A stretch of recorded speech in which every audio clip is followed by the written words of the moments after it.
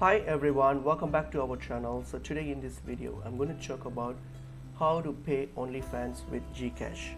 So let's get into the video. So if you want to use your Gcash to make payments on OnlyFans, unfortunately you won't be able to use your Gcash directly on OnlyFans because OnlyFans doesn't allow Gcash payment amount. But as a workaround, what you can do, firstly, just open up your Gcash wallet and then send money to your bank account. So use your Gcash and send it to your bank account.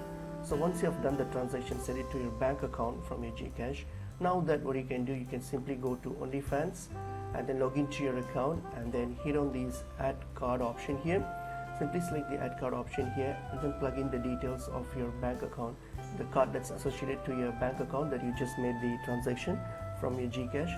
So plug those card details and then use that card to make these payments. So in that way you will be able to use funds from your Gcash to OnlyFans, as there is no direct ways of doing it. So I hope this information was helpful to you all. I will see you in another video. Thank you.